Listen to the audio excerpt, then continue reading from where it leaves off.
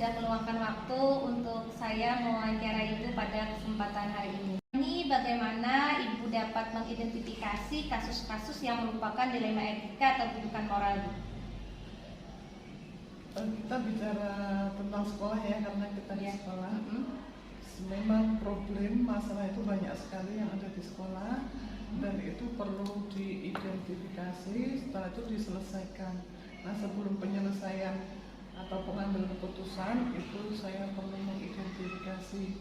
Identifikasi ini bisa saya dapatkan dari yang pertama, karena saya tidak melihat satu persatu setiap anak, setiap guru. Saya dapat yang pertama dari laporan, laporan dari guru lain, bisa juga laporan dari siswa.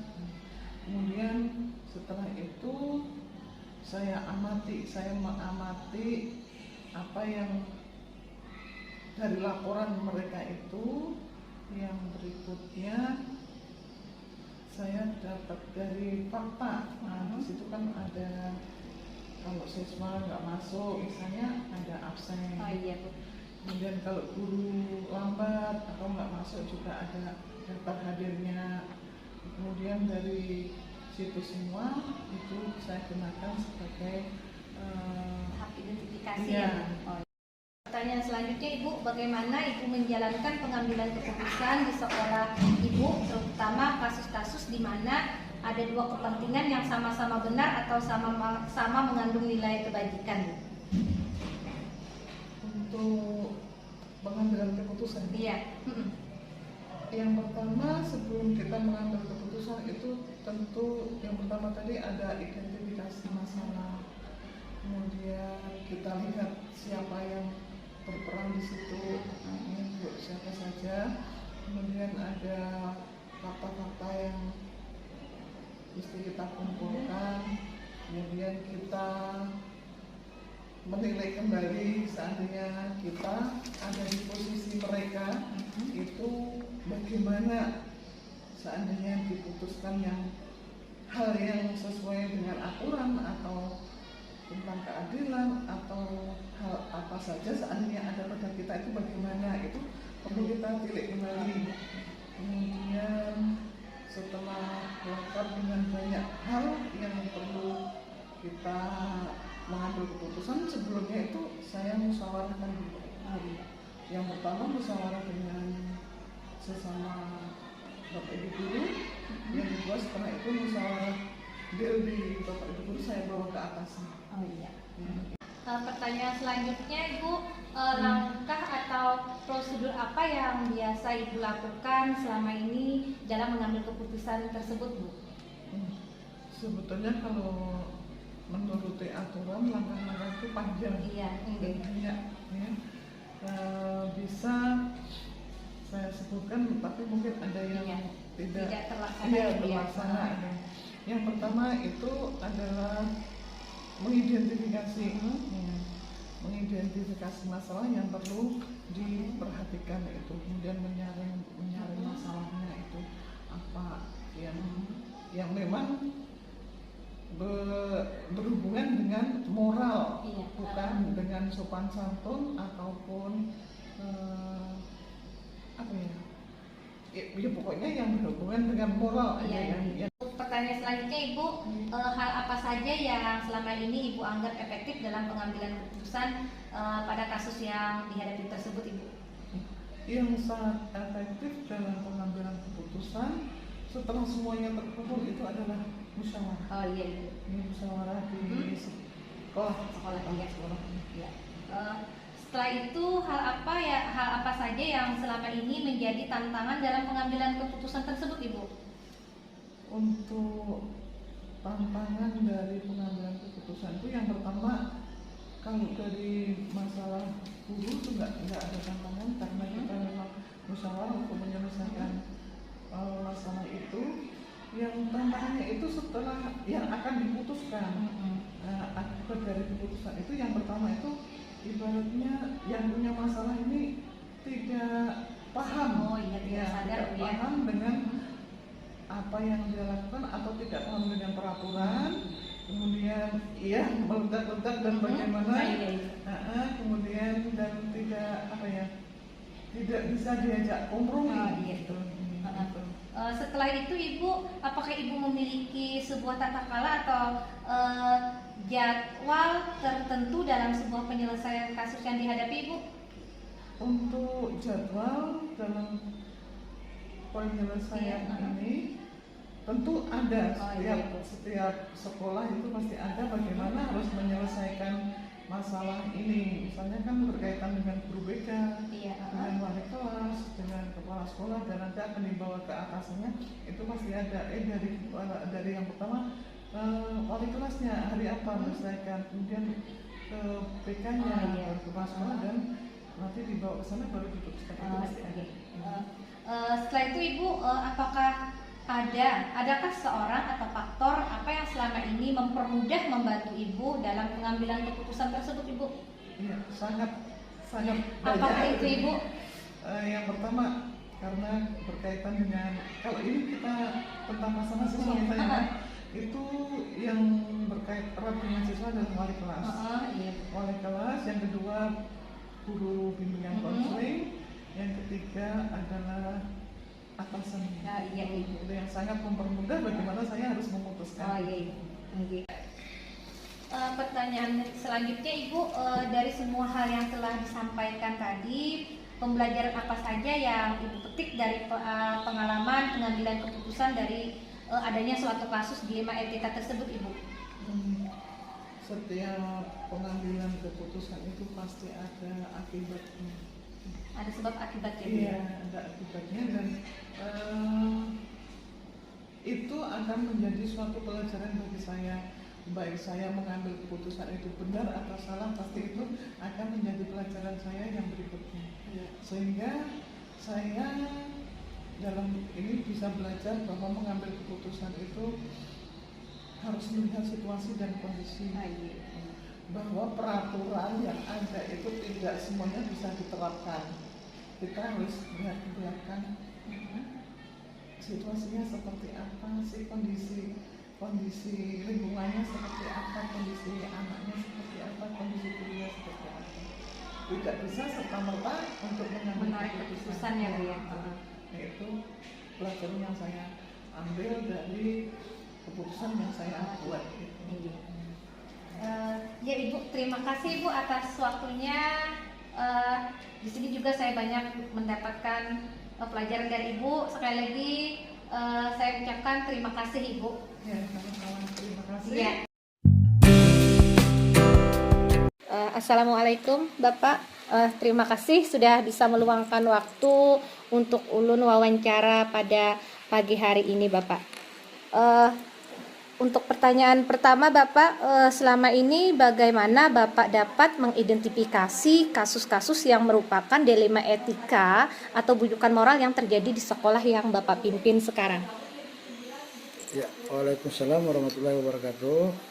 Terima kasih kepada Ibu Nispi yang sudah mengadakan wawancara pada hari ini dengan saya selaku Kepala Satuan Pendidikan SMP Negeri 1 Matraman. Atas pertanyaan apakah selama ini yang bisa atau yang bisa saya identifikasi dalam menyelesaikan kasus-kasus yang bersifat dilema atau bujukan moral, dalam hal ini yang pertama saya mencoba untuk mempertimbangkan prinsip-prinsip dasar etikanya dulu, seperti dalam hal ini apakah permasalahan ini sudah atau penyelesaian masalah ini sudah berupa ada berisi keadilan, kejujuran, integritas dan kesetaraan, supaya tindakan ke depan, tindakan etis yang kita lakukan itu jangan sampai menyimpang pada hal-hal yang sudah sesuai dengan aturan.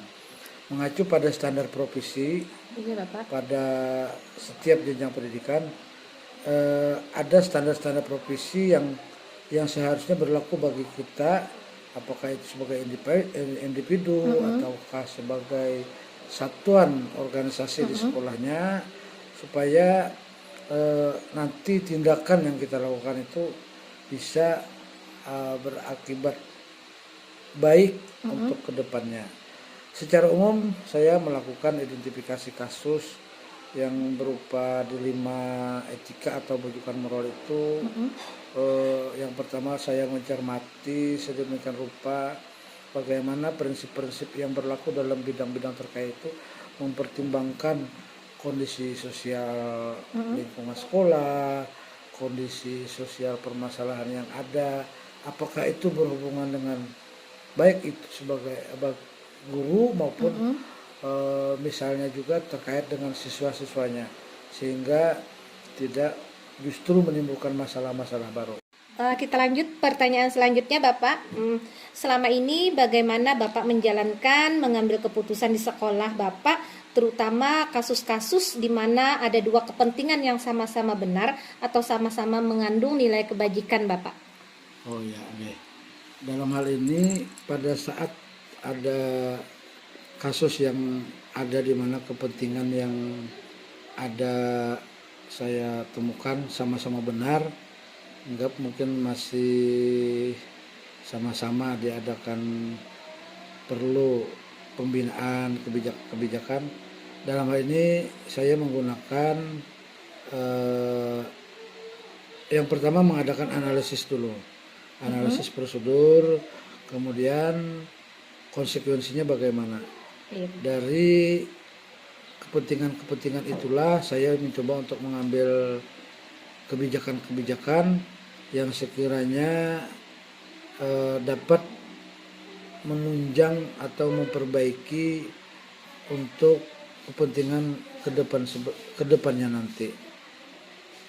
Padahal pada saat adanya dua kebijakan yang sama-sama benar, yang sama-sama memiliki nilai kebijakan, maka dalam hal ini saya mencoba untuk mengambil keputusan yang mana yang memiliki prosedur lebih mudah, kemudian memiliki tingkat konsekuensinya lebih rendah terhadap efek dari masalah yang terjadi tersebut. Untuk itu tidak menutup kemungkinan kebijakan-kebijakan yang saya lakukan adalah mengadakan kompromi dulu, kemudian mengajak stakeholder yang ada, apakah itu mungkin wakil satuan pendidikan, kemudian guru bimbingan konseling ataupun bimbingan penyuluhan, termasuk juga wali kelas ataupun guru-guru yang lain, supaya keputusan dalam hal ini untuk kebijakan yang akan kita lakukan itu betul-betul tidak memihak kepada salah satu, siapa yang benar siapa yang salah, tapi betul-betul mengarah kepada nilai-nilai moral. Untuk yang selanjutnya Bapak, adakah langkah apa yang bisa Bapak lakukan selama ini dalam menindaklanjuti hal tersebut?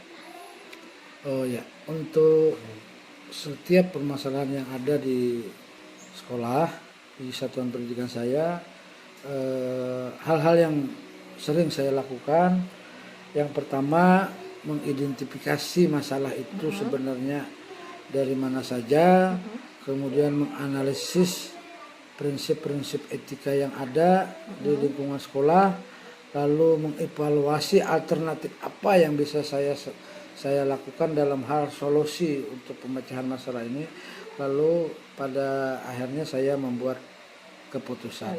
Nah, dalam hal mengidentifikasi masalah, misalnya saya mengumpulkan informasi-informasi dulu dalam hal permasalahan yang terjadi, baik itu situasi maupun hal yang ada dalam lingkungan tersebut. Yang kemudian setelah saya mengumpulkan informasi-informasi itu, saya akan mencoba menganalisis bagaimana prinsip-prinsip etika yang seharusnya kita lakukan terkait dengan masalah tersebut. Misalnya konsep-konsep seperti prinsip berkeadilan, kejujuran, dan memandang akan adanya hak asasi manusia di dalamnya. Nah, kemudian saya adakanlah evaluasi alternatif terhadap solusi-solusi yang bisa saya lakukan terhadap keputusan atau kebijaksanaan yang akan kita laksanakan.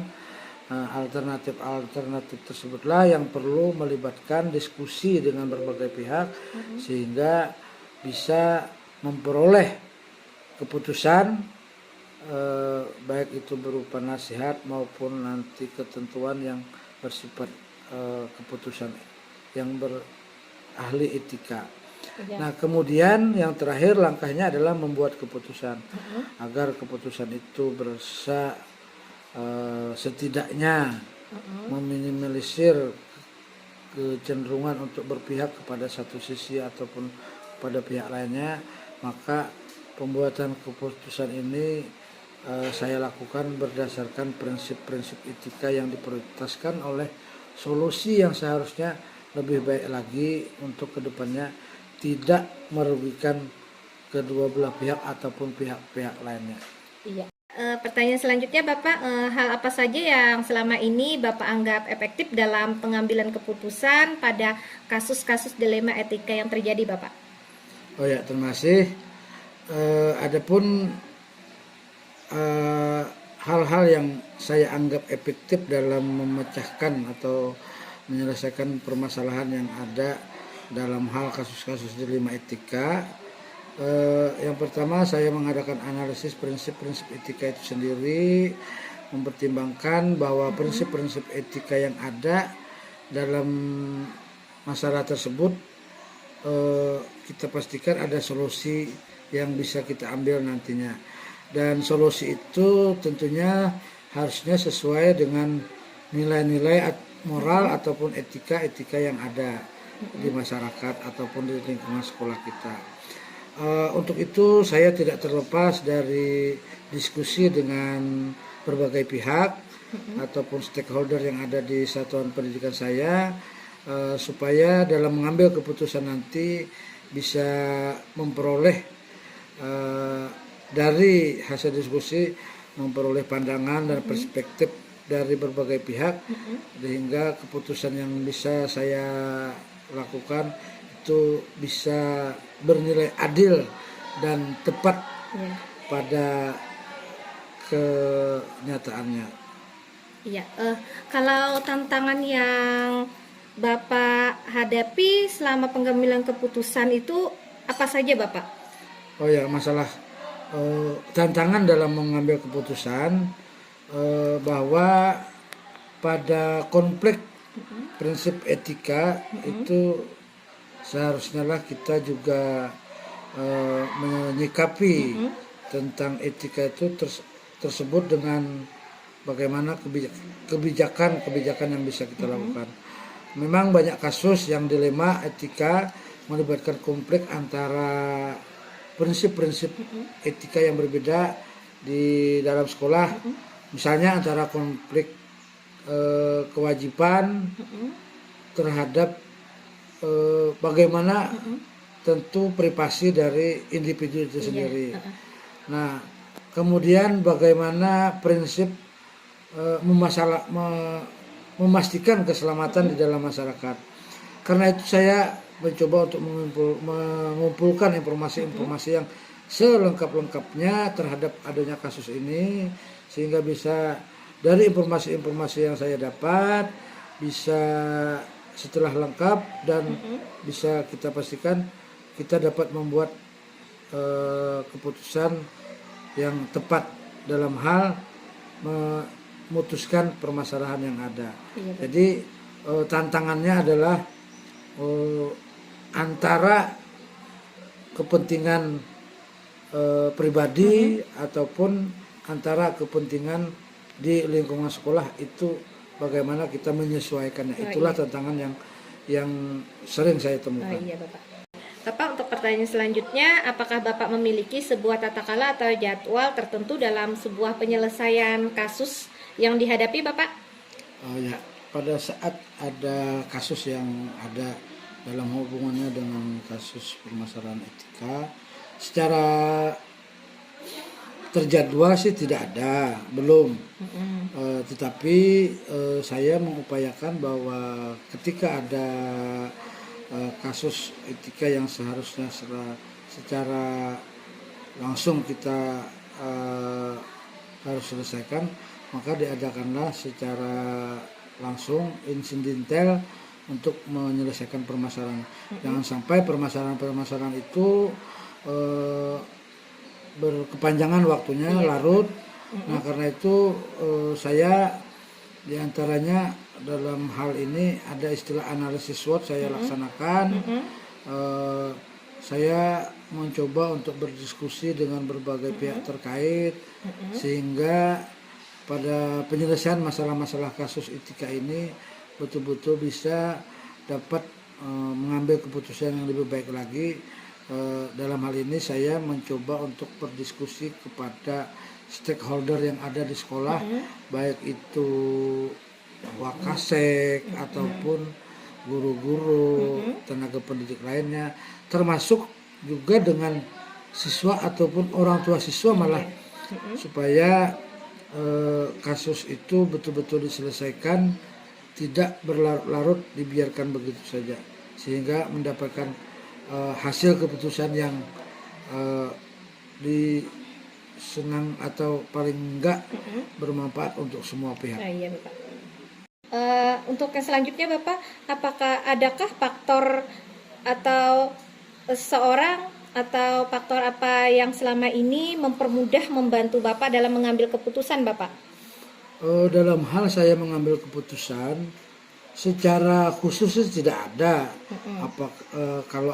Kalau pertanyaannya adakah hal utama ataupun faktor utama yang mendukung saya mengambil keputusan, secara langsung tidak ada. Tapi saya mencoba untuk memanfaatkan semua pihak, dalam hal ini pemangku kepentingan yang ada di satuan pendidikan saya, stakeholder, supaya keputusan itu tidak berkesan bahwa itu hanya ditetapkan atau diputuskan oleh kepala satuan pendidikan, tetapi lebih kepada kebersamaan di satuan pendidikan yang saya punya. Oh iya. Dari semua hal yang telah Bapak sampaikan tadi, pembelajaran apa saja yang Bapak petik dari pengalaman pengambilan keputusan dalam suatu kasus dilema etika, Bapak? Oke, terima kasih. Dari hasil apa yang dipertanyakan oleh Ibu calon guru penggerak atau CGP tadi, ada beberapa hal penting yang bisa menjadi pelajaran bagi saya.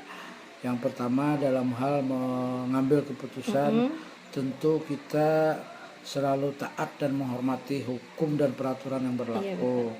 Dalam setiap mengatasi dilema etika, penting dalam hal ini kita berpijak kepada hukum dan peraturan yang berlaku. Yang kemudian kita menjaga integritas personal maupun organisasi, khususnya yang ada hubungannya dengan permasalahan etika moral, etika itu kita pandang sebagai bagaimana individu yang ada terkait dalam masalah itu, apakah mereka sudah kita pertimbangkan dengan sebaik-baiknya untuk mendapatkan keputusan yang terbaik bagi mereka. Berpikir juga tentu tidak secara sempit tapi dalam waktu jangka panjang, supaya dalam mengatasi dilema etika ini kita bisa memikirkan ke depannya apakah akan nanti berakibat kepada individu yang kita tetapkan dalam keputusan, masyarakat dan lingkungan sekitarnya. Lalu juga kita tetap selalu berkoordinasi dengan beberapa pihak, baik itu dalam hal pihak yang ada hubungannya dengan lingkungan sekolah tempat kita bekerja, ataupun pihak-pihak lain yang secara tidak langsung mungkin tidak berhubungan dengan kita tempat bekerja, tetapi bisa memberikan dampak keputusan yang terbaik yang bisa kita ambil. Itu saja barangkali hal yang bisa saya ambil hikmah dari wawancara yang kita lakukan ini dalam hal permasalahan etika, pengambilan keputusan dalam hal dilema etika yang ada di satuan pendidikan kita. Ya, itu saja Bu, terima kasih. Terima kasih Bapak mengucapkan atas waktu yang Bapak sediakan. Sama-sama.